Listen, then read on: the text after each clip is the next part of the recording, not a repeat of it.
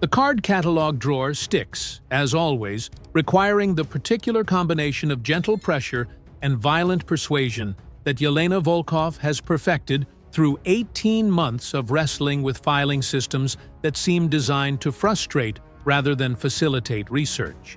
But when the drawer finally surrenders and slides open, revealing her handwritten index cards arranged in patterns that would horrify any properly trained librarian, Yelena sees something that makes her breath catch in her throat, like winter air in overheated lungs.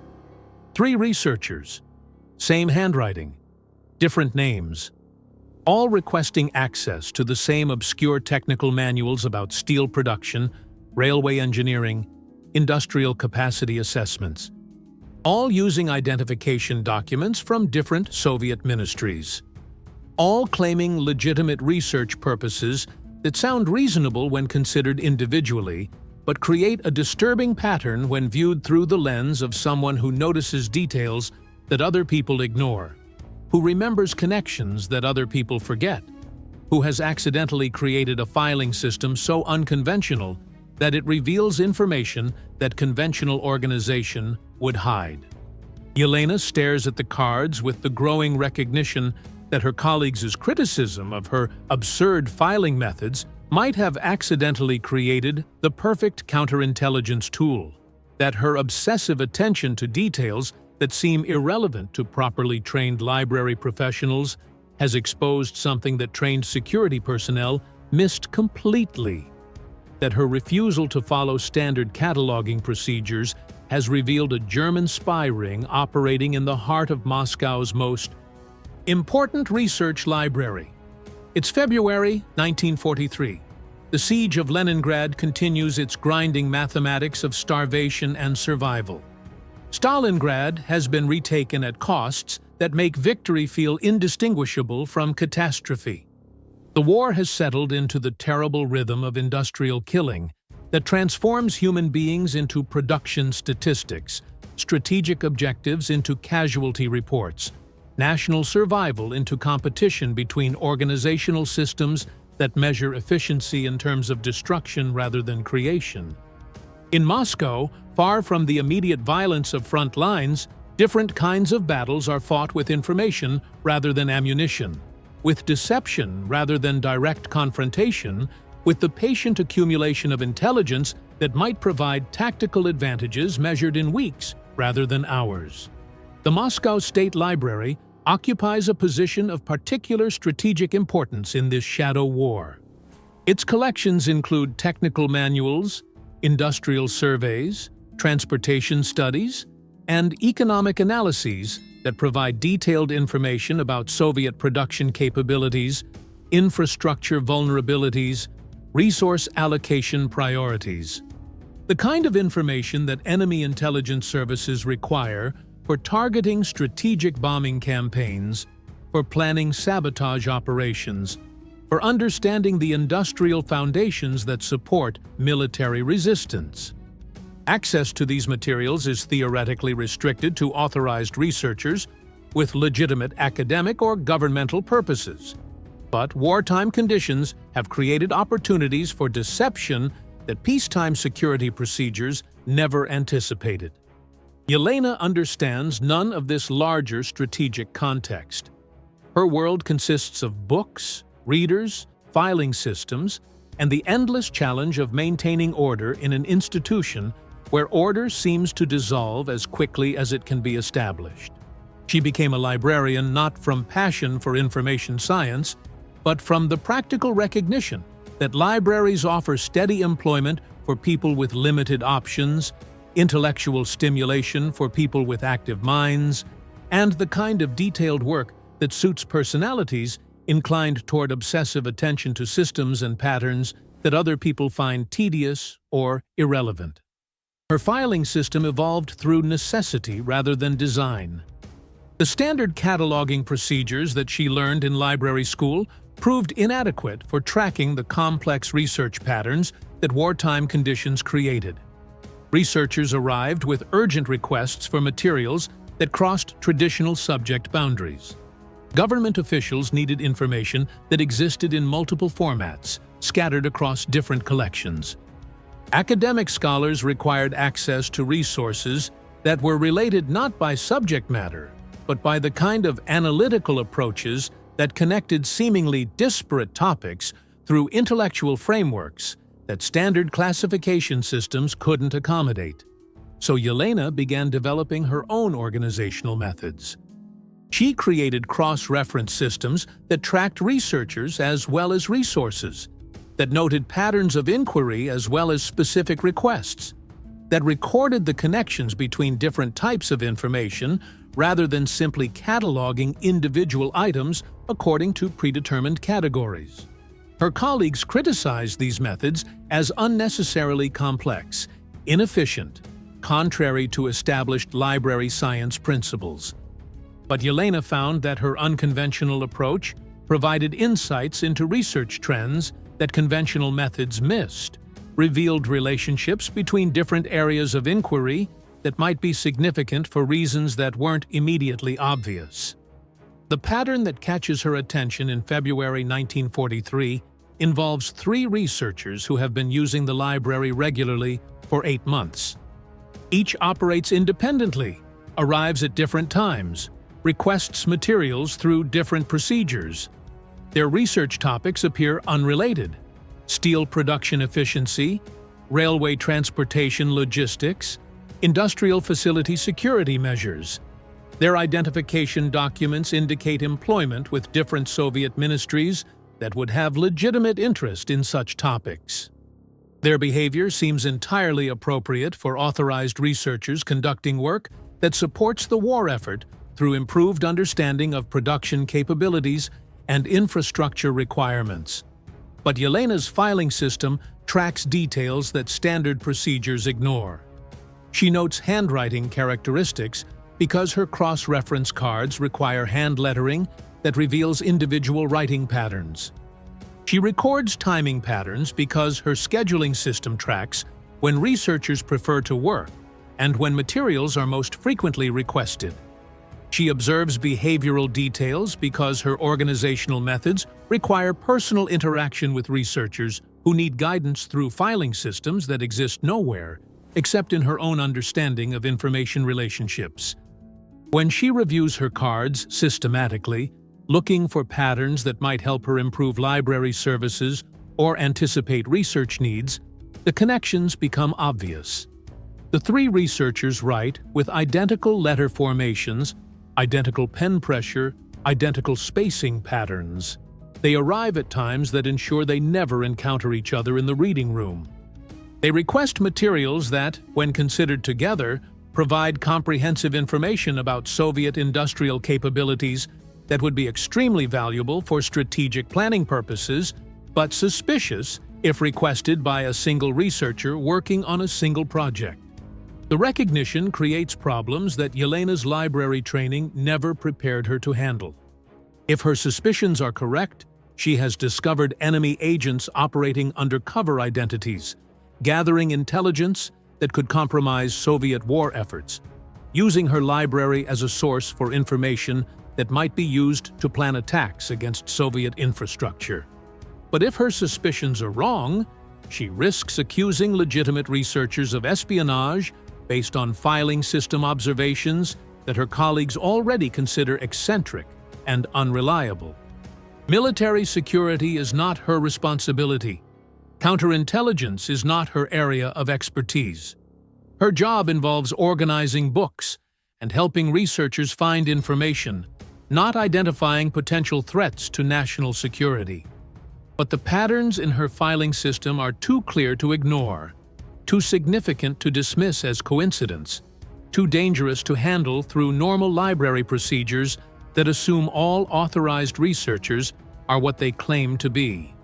The decision to investigate further comes slowly, through the kind of methodical analysis that good librarians apply to complex research problems.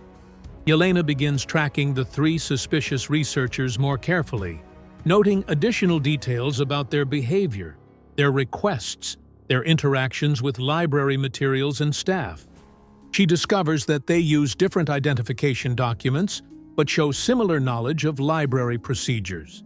similar familiarity with Moscow geography, similar understanding of Soviet bureaucratic processes that suggests more extensive experience than their official backgrounds would provide. More significantly, she realizes that their research requests, when combined, create a comprehensive intelligence profile of Soviet industrial capacity that would be extremely valuable for enemy strategic planning.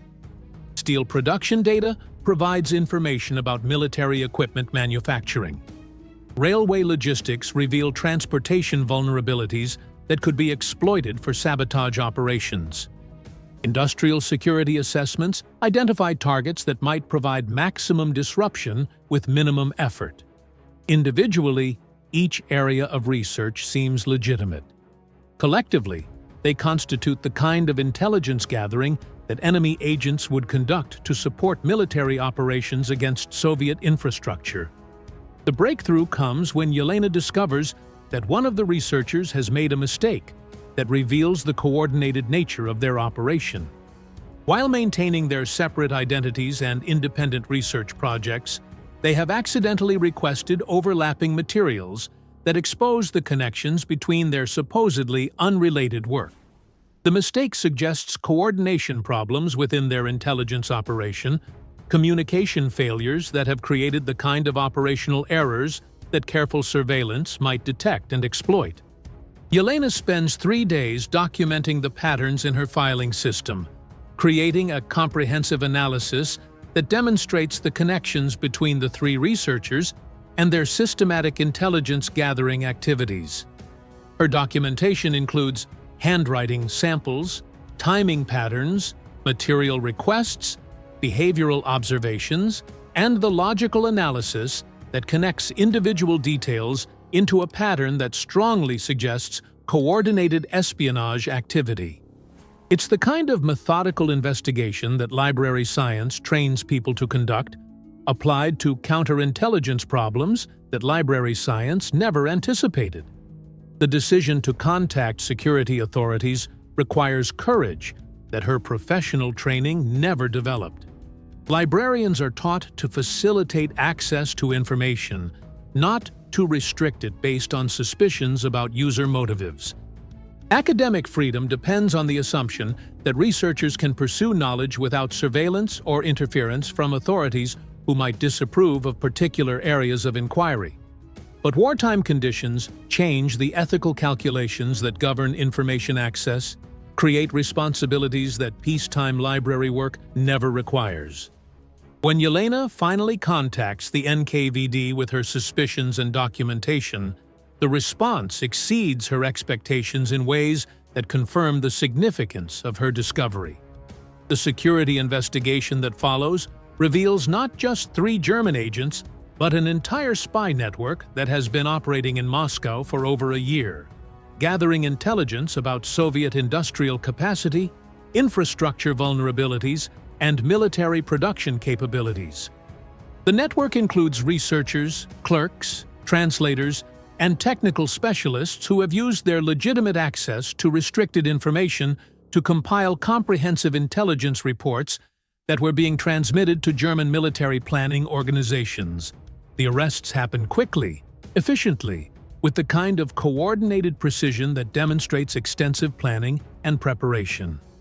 But the spy network has been operating long enough to gather significant information, long enough to establish communication channels with German intelligence services, long enough to potentially compromise Soviet strategic planning if their intelligence reports have been successfully transmitted to enemy organizations. The damage assessment reveals that Yelena's discovery prevented the completion of intelligence-gathering operations that could have provided German forces with detailed knowledge of Soviet industrial vulnerabilities. The interrogations that follow the arrests provide additional confirmation of the sophistication of the German intelligence operation and the significance of Yelena's accidental counterintelligence discovery.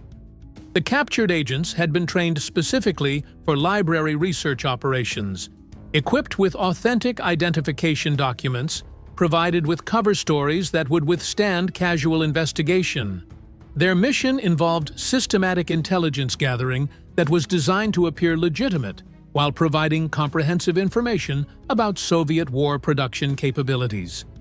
But they had not anticipated the possibility that an eccentric librarian's unconventional filing system would reveal patterns that conventional security procedures missed.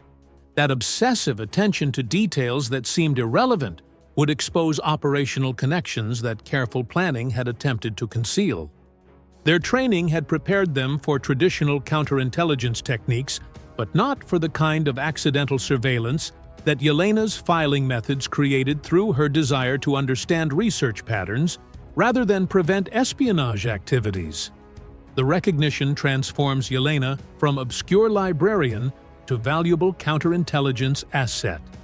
Her filing system becomes a model for intelligence analysis techniques that focus on pattern recognition rather than individual surveillance, that identify networks through behavioral analysis rather than direct observation. Her methods influence the development of systematic approaches to counterintelligence that emphasize the importance of administrative details that seem insignificant but reveal operational patterns when analyzed systematically. The war continues for 2 more years, but the intelligence advantages that the German spy network was designed to provide are eliminated by Yelena's discovery. The comprehensive information about Soviet industrial capacity that the agents were gathering remains incomplete, preventing German strategic planners from developing optimal targeting priorities for bombing campaigns and sabotage operations. The communication channels that the network had established are compromised, requiring German intelligence services to develop new operational approaches that prove less effective than the systems that Yelena's filing observations exposed. More importantly, the methods that Yelena developed for tracking research patterns prove applicable to broader counterintelligence challenges.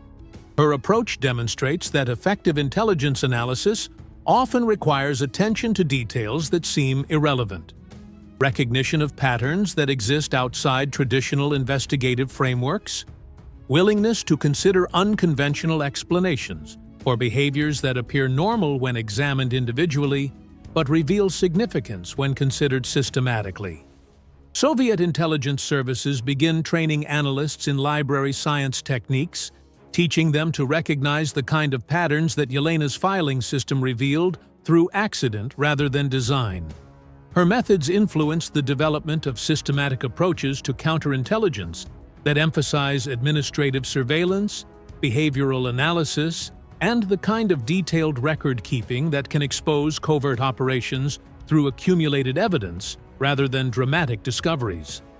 The library continues to serve researchers throughout the war and afterward, but with security procedures that reflect the lessons learned from Yelena's discovery. Access to sensitive materials is more carefully controlled.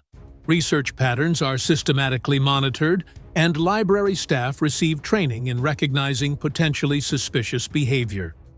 The changes balance the need for academic freedom with the recognition that libraries can be targeted by intelligence operations that exploit legitimate research access for illegitimate purposes.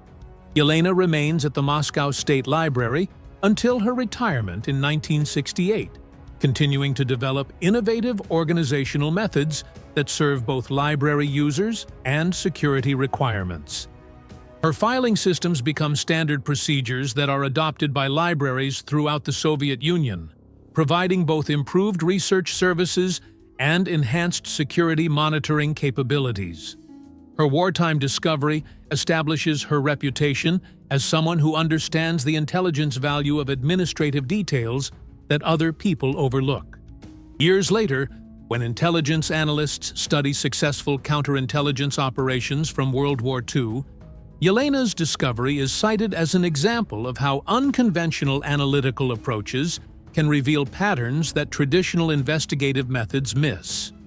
Her success demonstrates that effective intelligence work often requires the willingness to pay attention to details that seem insignificant, to develop organizational systems that reveal rather than conceal relationships between apparently unrelated activities.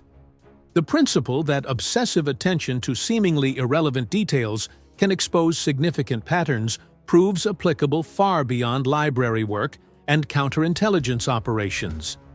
In academic research, business analysis, medical diagnosis, and numerous other fields where complex systems create patterns that are difficult to recognize using conventional analytical approaches, Yelena's methods provide models for developing innovative techniques that reveal information that standard procedures miss. The filing system that her colleagues criticized as absurd and inefficient proves to be accidentally superior for purposes that library science never anticipated. Her refusal to follow standard cataloging procedures creates opportunities for pattern recognition that conventional methods would prevent. Her obsessive attention to details that other librarians ignore provides insights that traditional library training never develops. The Moscow State Library still operates today, serving researchers who benefit from organizational systems that reflect lessons learned from Yelena's wartime discovery. Her filing methods have been refined and modernized, but they continue to emphasize the importance of tracking research patterns and maintaining detailed records that can reveal relationships between different areas of inquiry. The security procedures that her discovery helped develop continue to balance academic freedom with the recognition that information access requires careful monitoring.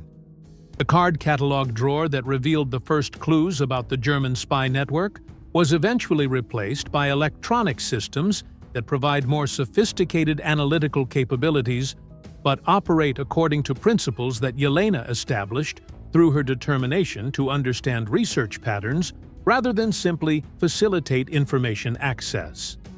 Her legacy demonstrates that innovation often emerges from refusing to accept conventional limitations, from developing personal solutions to professional problems that standard training doesn't address adequately.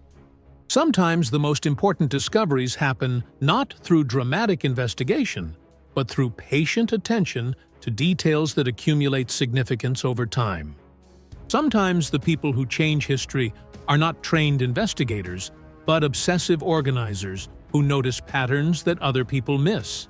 Sometimes unconventional methods prove superior to established procedures, not because they were designed to be better, but because they approach familiar problems from angles that reveal previously hidden information. If stories like this remind you that paying attention to details that other people ignore can reveal patterns that change everything, that unconventional approaches sometimes solve problems that conventional methods miss, then perhaps there are other moments when refusing to follow standard procedures created opportunities for discoveries that transformed our understanding of what careful observation can accomplish when combined with the courage to trust insights that seem too significant to ignore.